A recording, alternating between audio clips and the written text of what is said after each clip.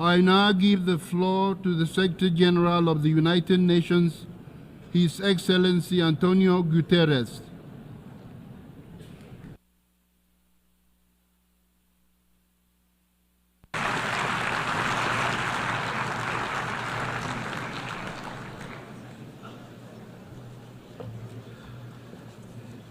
Mr. President of the General Assembly, Excellencies, ladies and gentlemen, our world is in a whirlwind.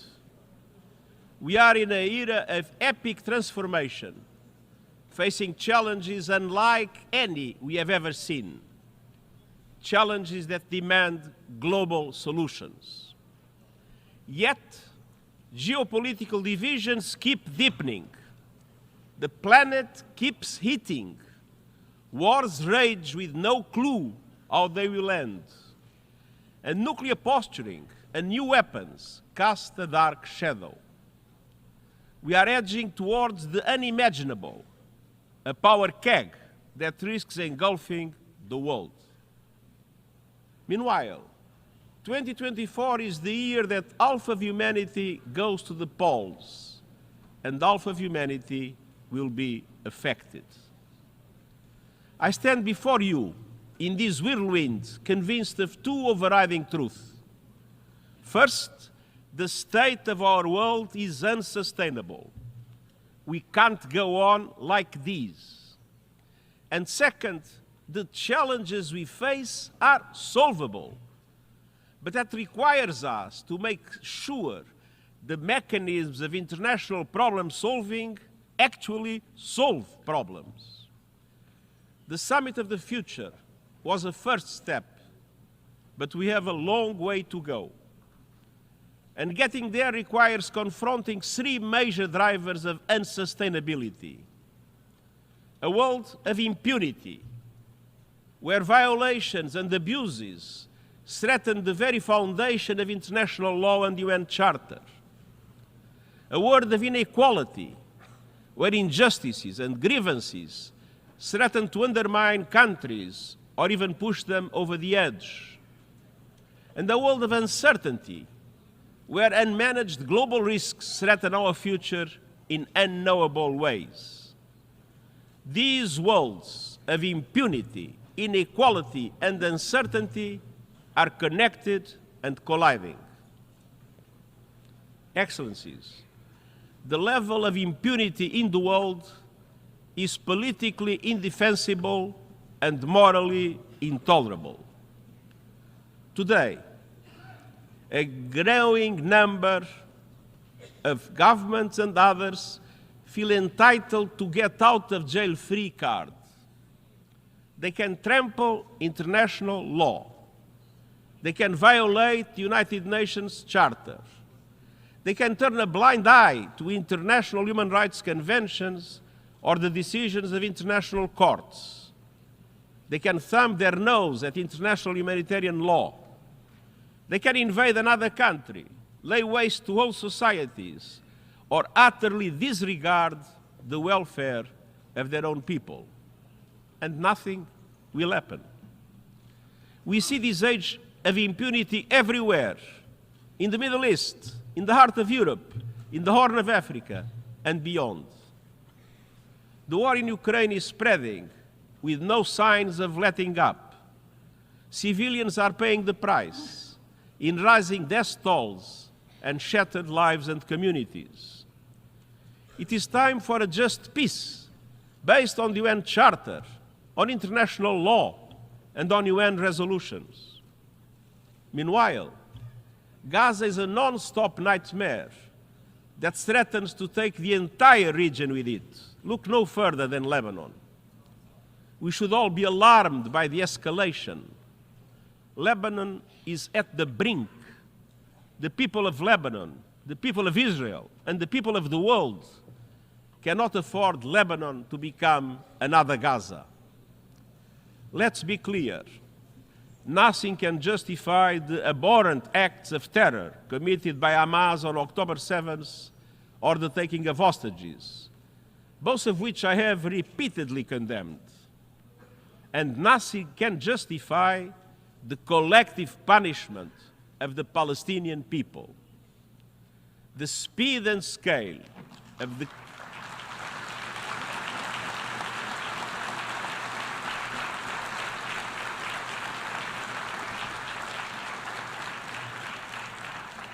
The speed and scale of the killing and destruction in Gaza are unlike anything in my years as Secretary General. More than 200 of our own staff have been killed, many with their families. And yet the women and men of the United Nations continue to deliver humanitarian aid. And I know you join me in paying a special tribute to UNRWA and to all humanitarians in Gaza.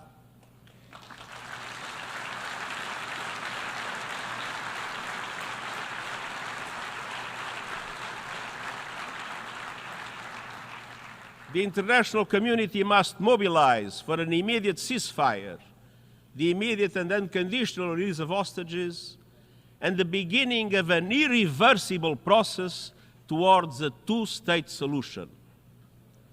For those who go on undermining that goal with more settlements, more land grabs, more incitement, I ask, what is the alternative? How could the world accept a one-state in which a large number of Palestinians would be included without any freedom, any rights, or dignity? In Sudan, a brutal power struggle has unleashed horrific violence, including widespread rape and sexual assaults. A humanitarian catastrophe is unfolding as famine spreads. Yet outside powers continue to interfere with no unified approach to finding peace. In the Sahel, the dramatic and rapid expansion of the terrorist threat requires a joint approach rooted in solidarity, but regional and international cooperation have broken down. From Myanmar to the Democratic Republic of the Congo, to Haiti, to Yemen and beyond, we continue to see appalling levels of violence and human suffering in the face of a chronic failure to find solutions. Meanwhile, our peacekeeping missions are too often operating in areas where simply there is no peace to keep. Instability in many places around the world is a byproduct of instability in power relations and geopolitical divides. For all its perils, the Cold War had rules. There were hotlines, red lines, and guardrails. It can feel as though we don't have that today, and nor do we have a unipolar world. We are moving to a multipolar world, but we are not yet there yet. We are in a purgatory of polarity.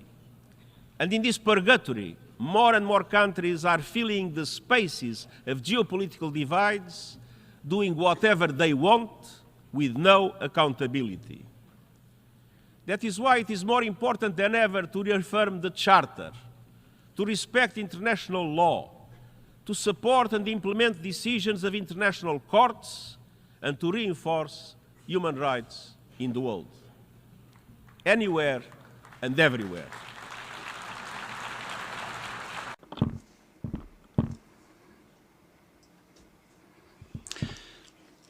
Excellencies, ladies and gentlemen, rising inequalities are a second driver of unsustainability and a stain on our collective conscience. Inequality is not a technical or bureaucratic issue. At its heart, inequality is a question of power with historic roots. Conflict, climate upheaval, and the cost of living crisis are pushing those roots even deeper. At the same time, the world has not recovered from the surge in inequalities caused by the pandemic. Of the world's poorest 75 countries, 1/3 are worse off today than they were 5 years ago. During that same period, the 5 richest men in the world have more than doubled their wealth. And the top 1% of people on Earth own 43% of all global financial assets. At the national level, some governments are supercharging inequalities by doling out massive tax giveaways to corporations and the ultra-rich, while shortchanging investments in health, education, and social protection. No one is being more shortchanged than the world's women and girls. Excellencies, rampant gender-based discrimination and abuse are the most prevalent inequality across all societies. Every day, it seems that we are confronted by yet more sickening cases of femicide, gender-based violence, and mass rape, both in peacetime and as a weapon of war. In some countries, laws are being used to threaten reproductive health and rights. And in Afghanistan, laws are being used to lock in the systematic oppression of women and girls. And I am sorry to observe that despite years of talk, gender inequality is on full display. Please forgive me, it's on full display in this hall as well. Less than 10% of speakers during this week's general debate are women. This is unacceptable, especially when we know that gender equality delivers for peace, sustainable development, climate action, and much more. That is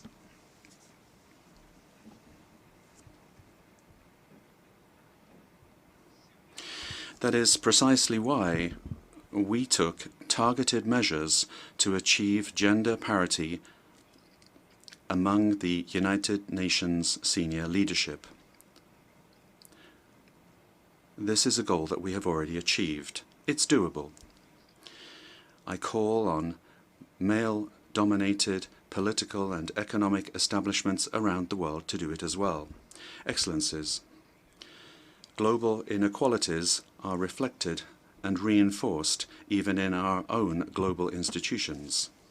The United Nations Security Council was designed by the victors of the Second World War. At the time, most of the African continent was still under colonial domination. To this day, Africa has no permanent seat on the world's preeminent Council of Peace. This must change.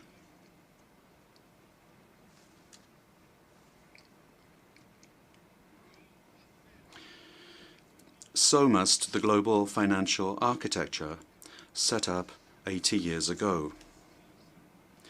I commend the leaders of the World Bank and the International Monetary Fund for taking the important steps that they have. But, as the Pact for the Future emphasizes, tackling inequalities requires accelerating reform of the international financial architecture. Over the past 8 decades, the global economy has grown and transformed. The Bretton Woods institutions have not kept pace. They can no longer provide a global safety net or offer developing countries the level of support that they need.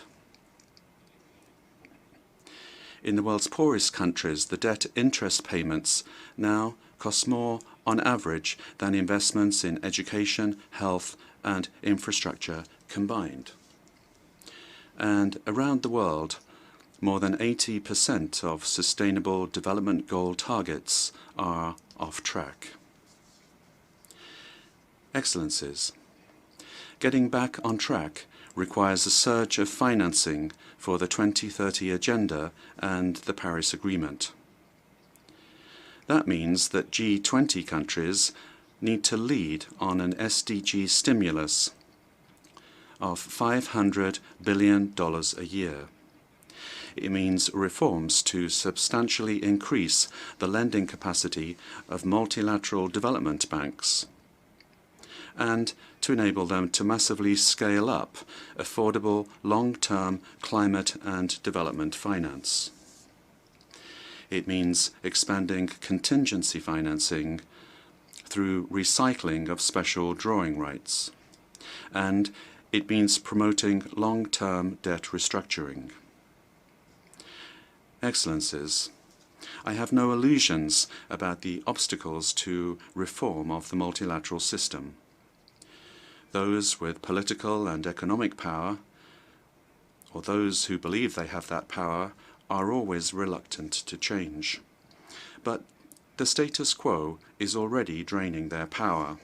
Without reform, fragmentation is inevitable, and global institutions will become less legitimate, less credible, and less effective.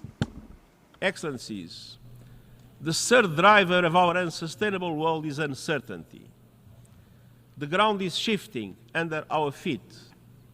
Anxiety levels are off the charts, and young people in particular are counting on us and seeking solutions.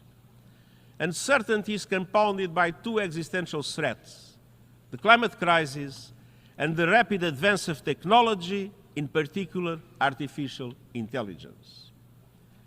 Excellencies, we are in a climate meltdown. Extreme temperatures, raging fires, droughts, and epic floods are not natural disasters. They are human disasters, increasingly fueled by fossil fuels. No country is spared.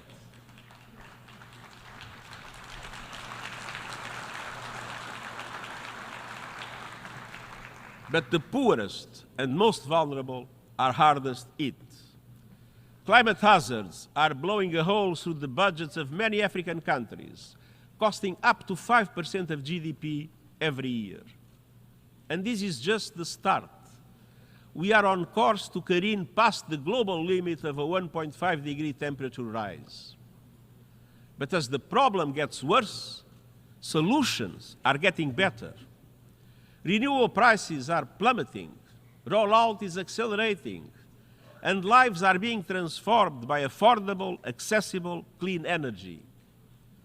Renewables don't just generate power, they generate jobs, wealth, energy security, and a path out of poverty for millions. But developing countries cannot be plundered in that journey. Our panel on critical minerals has recommended fair and sustainable ways to meet global demand for these resources, which are essential to the renewables revolution. Excellencies, a future without fossil fuel is certain. A fair and fast transition is not. That is in your hands. By next year, every country must produce an ambitious new national climate action plan or national determined contributions. And this must bring national energy strategies, sustainable development priorities, and climate ambitions together. They must align with 1.5-degree limit, cover the whole economy, and contribute to every one of the COP28 energy transition targets. An International Energy Agency report released today breaks this down. By 2035, on average, advanced economies must slash energy emissions 80%, and the emerging markets 65%. The G20 is responsible for 80% of total emissions. They must lead the charge, keeping with the principle of common but differentiated responsibilities and respective capabilities in the light of different national circumstances. But these must be done with a joint effort, pooling resources, scientific capacities, and proven and affordable technologies for all to be able to reach those targets. I'm honored to be working closely with President Lula of Brazil, who is both G20 chair and COP30 host, to secure maximum ambition, acceleration, and cooperation. We just met for that purpose. Finance is essential. COP29 is around the corner. It must deliver a significant new finance goal. And we also need a loss and damage fund that meets the scale of the challenge and developed countries meeting their adaptation finance promises. And we must finally flip the script on a crazy situation. We continue to reward polluters to wreck our planet. The fossil fuel industry continues to pocket massive profits and subsidies, while everyday people bear the costs of climate catastrophe, from rising insurance premiums to lost livelihoods. I call on G20 countries to shift money from fossil fuel subsidies and investments to a just energy transition, to put an effective price on carbon, and to implement new and innovative sources of financing, including solidarity levies on fossil fuel extraction through legally binding, transparent mechanisms. All by next year, and this taking into account that those who shoulder the blame must foot the bill. Polluters must pay.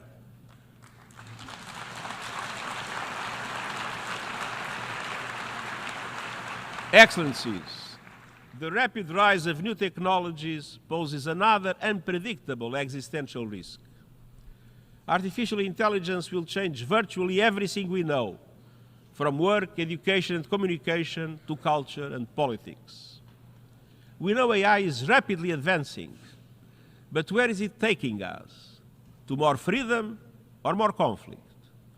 To a more sustainable world or greater inequality?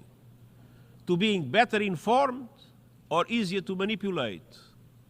A handful of companies and even individuals have already amassed enormous power over the development of AI with little accountability or oversight for the moment. Without a global approach to its management, artificial intelligence could lead to artificial divisions across the board.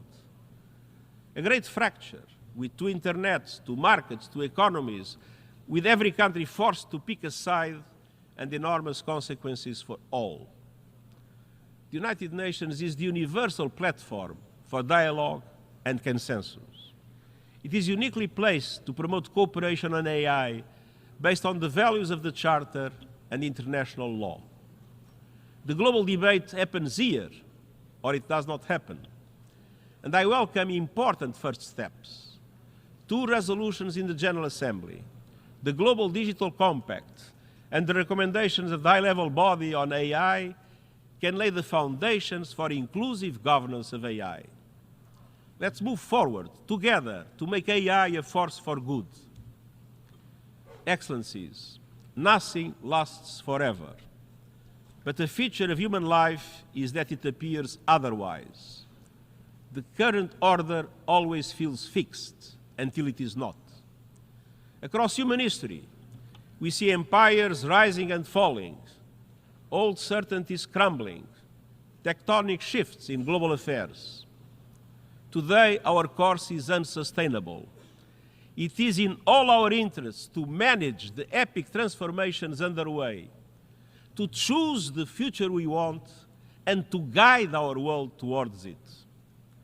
Many have said that the divisions and differences today are just too great, that it is impossible for us to come together for the common good.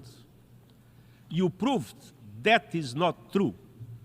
The Summit of the Future showed that with a spirit of dialogue and compromise, we can join forces to steer our world to a more sustainable path. It is not the end. It is the start of a journey, a compass in the whirlwind. Let's keep going. Let's move our world towards less impunity and more accountability, less inequality and more justice, less uncertainty and more opportunity. The people of the world are looking to us, and succeeding generations will look back on us. Let them find us on the side of the United Nations Charter, on the side of our shared values and principles, and on the right side of history. And I thank you.